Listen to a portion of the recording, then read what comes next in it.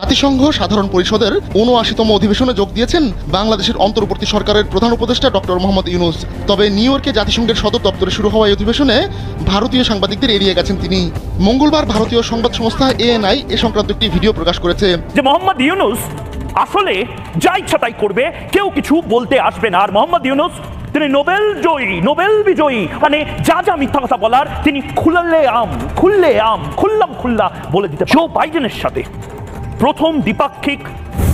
সম্মানিত দর্শক, আসসালামু আলাইকুম। চাঞ্চল্যকর ভিডিও নিয়ে আপনাদের মাঝে আমি হাজির হয়েছি। আজকের এই ব্রেকিং নিউজে আপনারা দেখতে চলেছেন ডক্টর ইউনূস যখন যুক্তরাষ্ট্রে যায় এবং যুক্তরাষ্ট্রে সে বিমান থেকে যুক্তরাষ্ট্রের মাটিতে পা রাখে, সেই সাথে সাথে কিন্তু ভারতের কিছু সাংবাদিক তার কাছে গিয়েছিল। ডক্টর ইউনূস বাংলাদেশের প্রধান উপদেষ্টা কিন্তু সেই ভারতের সাংবাদিকদের কাছেও যায়নি এবং তার কাছেও আসতে দেয়নি। হঠাৎ ভারতদেরকে কেমন এরকমভাবে লাঞ্ছিত করছে এবং অপমান করছে ডক্টর ইউনূস, সেই বিষয় নিয়ে আজকের এই ভিডিওতে বিস্তারিতের মাধ্যমে সব কিছু দেখতে পারবেন। সেই সাথে দেখতে পারবেন ডক্টর ইউনূসের সাথে যুক্তরাষ্ট্রের প্রধানমন্ত্রী এত মিল, এত খাতির কেন, সব কিছু থাকছে আজকের এই ভিডিওতে। আজকের এই ভিডিওটি খুবই ইন্টারেস্টিং, খুবই গুরুত্বপূর্ণ। বেশি কথা না বলে আপনাদের বিস্তারিত ভিডিওতে নিয়ে যাব। বিস্তারিত ভিডিওটি দেখার আগে একটা রিকোয়েস্ট, যারা এখনও এই চ্যানেলটি সাবস্ক্রাইব করে রাখেননি, এই চ্যানেলটি সাবস্ক্রাইব করে দিয়ে পাশে থাকা বেল আইকনটি বাজিয়ে রাখবেন। ইতিমধ্যে যারা সাবস্ক্রাইব করে দিয়েছেন সকলকে জানাচ্ছি অসংখ্য ধন্যবাদ। প্রিয় দর্শক বন্ধুরা, চলুন তাহলে এই ভিডিওতে একটি লাইক দিয়ে আমরা বিস্তারিত ভিডিওগুলো মোবাইলের স্ক্রিন থেকে একের পর এক ধারাবাহিকভাবে দেখে আসি। জাতিসংঘের সাধারণ পরিষদের অধিবেশনে অংশ নিতে সোমবার নিউ ইয়র্ক পৌঁছান বাংলাদেশের অন্তর্বর্তীকালীন সরকারের প্রধান উপদেষ্টা ডক্টর মোহাম্মদ ইউনূস। পরে নিউ ইয়র্কের নির্ধারিত হোটেলে গিয়ে উঠেছেন তিনি। হোটেলে লিফটে ওঠার আগে প্রফেসর ইউনূসকে প্রশ্ন করার চেষ্টা করেন ভারতীয় সাংবাদিকরা। ওই সময় কয়েকজন সাংবাদিক তার কাছে পৌঁছে যান। তখন তাদের ঠেলে দূরে সরিয়ে দেন এক নিরাপত্তা রক্ষী। ভারতীয় বার্তা সংস্থা ANI বলছে, ভারতের ওই সাংবাদিকরা ডক্টর মোহাম্মদ ইউনূসকে প্রশ্ন করার চেষ্টা করলেও তিনি তাদের এড়িয়ে যান। ভারতের প্রধানমন্ত্রী নরেন্দ্র মোদীর জাতিসংঘ সফর কাভার করতে ওই সাংবাদিকরা সেখানে গেছেন। তবে ANI এর 14 সেকেন্ডের ভিডিওতে কোনো সাংবাদিকের প্রশ্ন শোনা যায়নি। দুই সাংবাদিকের মধ্যে একজনকে কেবল ডক্টর ইউনূস, আরেকজনকে ইউনূস স্যার বলতে শোনা যায়। ওই সময় প্রফেসর ইউনূস লিফটে করে চলে যান।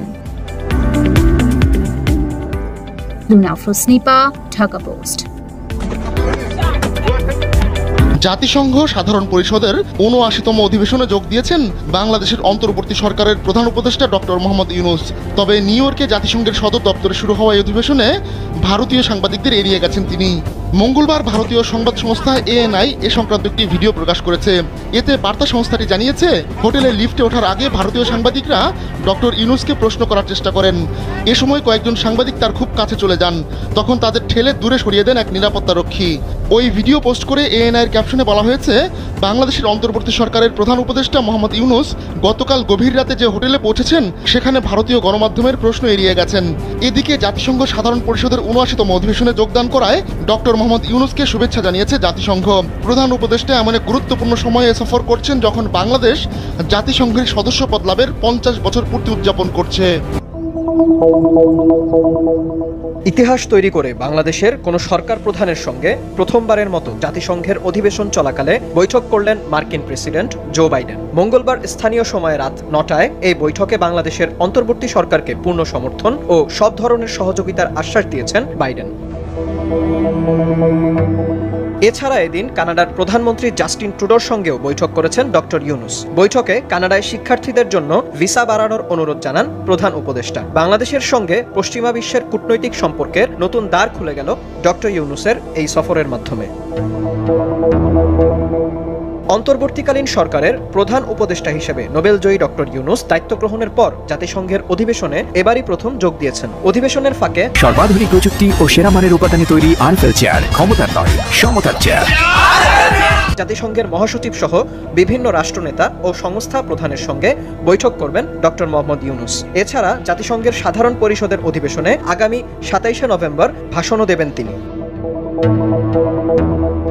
প্রধান উপদেষ্টার ভাষণে আন্তর্জাতিক শান্তি রক্ষায় বাংলাদেশের সুদৃঢ় অবস্থান, জলবায়ু পরিবর্তন, বৈশ্বিক সংঘাত, রোহিঙ্গা সংকট, টেকসই উন্নয়ন লক্ষ্যমাত্রা SDG অর্জনে উন্নয়নশীল দেশগুলোর সমস্যা, সম্পদের অবৈধ পাচার রোধ ও অভিবাসী অধিকার রক্ষার মতো বিষয়গুলো তুলে ধরা হবে বলে জানিয়েছেন পররাষ্ট্র উপদেষ্টা তৌহিদ হাসান। সফর শেষ করে ওই দিন রাতেই তিনি ঢাকার উদ্দেশ্যে রওনা দেবেন।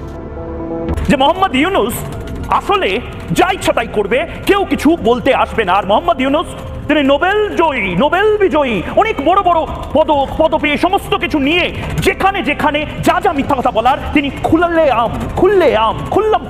বলে দিতে পারবেন। ভুল করেছিলেন মোহাম্মদ ইউনূস। মোহাম্মদ ইউনূস ভেবেছিলেন যে রিপাবলিক বাংলার চোখ বোধহয় বাংলাদেশের ওপর আর নেই। মোহাম্মদ ইউনূস ভুল করেছিলেন। মোহাম্মদ ইউনূস সেই ভুলটা সূত্রে নেবেন বোধহয়। কিন্তু আপাতত আমার ঘড়িতে এই মুহূর্তে রাত 8টা বাজে, রাত 8টা ভারতীয় সময় এবং রাত 9টা, আগামী 1 ঘন্টা পরে জো বাইডেনের সাথে প্রথম দ্বিপাক্ষিক বৈঠক হতে চলেছে মোহাম্মদ ইউনূসের। এটা বাংলাদেশের জন্য ঐতিহাসিক একটি ঘটনা, কারণ প্রথমবার আমেরিকার কোন রাষ্ট্রপতি তিনি বাংলাদেশের রাষ্ট্রপ্রধানের সাথে বৈঠক করবেন, বাইল্যাটারাল অর্থাৎ দ্বিপাক্ষিক বৈঠক। কিছুক্ষণ পরেই অর্থাৎ ভারতীয় সময় রাত 9টা, বাংলাদেশ সময় রাত 9:30 নিউ ইয়র্কে 2 রাষ্ট্রপ্রধানের বৈঠক হবে। কিন্তু ঠিক এই জায়গা থেকেই আলোচনায় উঠে আসতে পারে ভারত প্রসঙ্গ, বাংলাদেশ প্রসঙ্গ, হাবিজাবি সমস্ত কিছু উঠে আসবে। কিন্তু এই জায়গা থেকেই প্রশ্ন, আগামী 1 ঘন্টায় যারা মোহাম্মদ ইউনূসের ফাইল সাজিয়ে দিচ্ছেন, আগামী 1 ঘন্টায় মোহাম্মদ ইউনূস কি বলবেন, সেই কাগজ যারা সেট করে দিচ্ছেন তারা মিথ্যাচার করবেন না তো?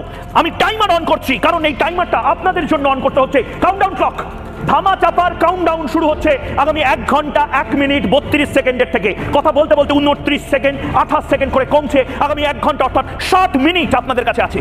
60 মিনিট এরা ধামা চাপা দিয়ে দেবে একের পর এক যা ঘটে চলেছে বাংলাদেশে। এরা ধামাচাপা দিয়ে দেবে আগামী 1 ঘন্টা। যদি আপনারা ইউনাইটেড নেশনসকে টুইট না করেন, যদি আপনারা জো বাইডেনকে ট্যাগ করে টুইট না করেন, যদি আপনারা ফেসবুকে এই যে আগামী 1 ঘন্টা জবাব চাই বাংলা হবে, যেখানে মোহাম্মদ ইউনূসকে পর্দাফাশ করা হবে, যেখানে জো বাইডেনের সাথে মিটিং এর আগে সারা পৃথিবীকে জানানোর চেষ্টা হবে বাংলাদেশে বিগত এক মাসে মোহাম্মদ ইউনূস কি করেছে।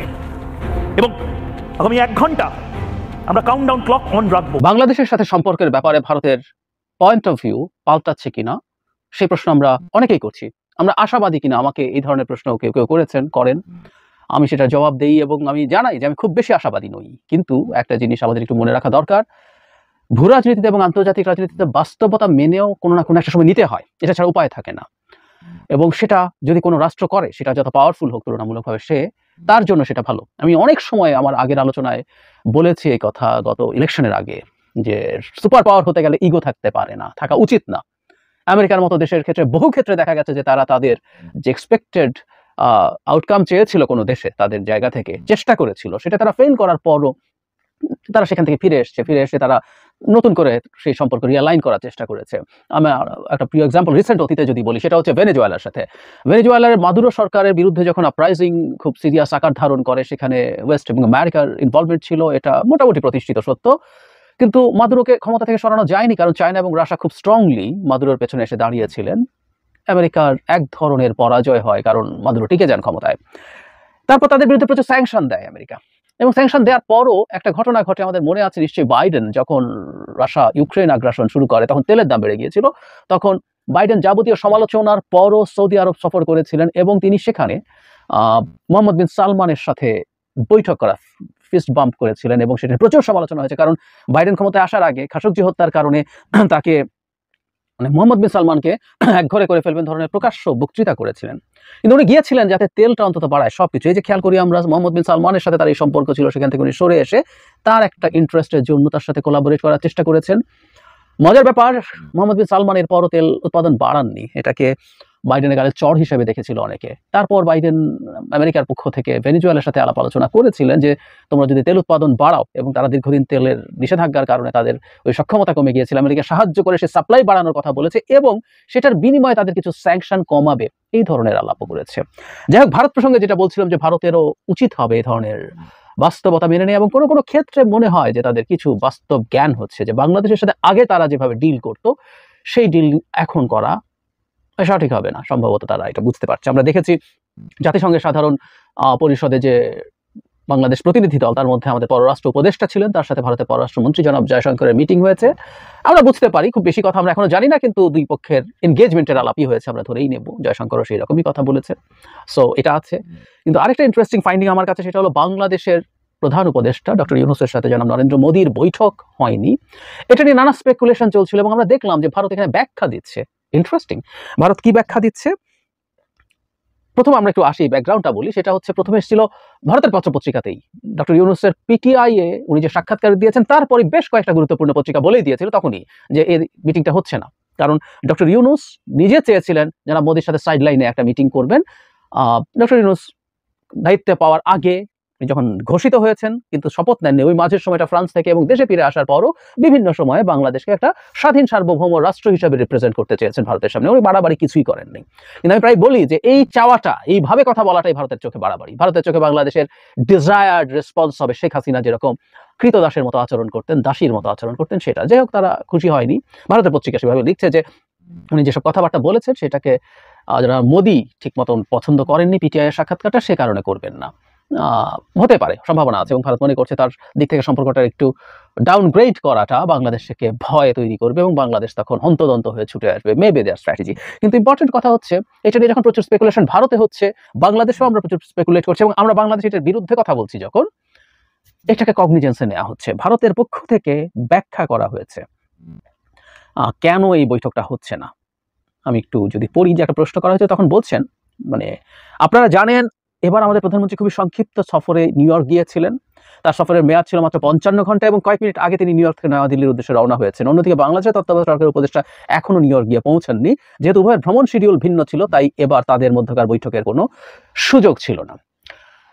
আসলে কথাগুলো এরকম না। বৈঠক যদি হতো দুজনে অ্যাডজাস্ট করতেন, সেই ক্ষেত্রে ডক্টর ইউনূস হয়তো আরো আগে যেতেন বা জনাব মোদী কিছুটা বাড়াতেন। বৈঠকের সিদ্ধান্ত হলে এগুলো নানান রকম অ্যাডজাস্টমেন্ট হয়, সেটা কোনো পক্ষ থেকে হতে পারতো।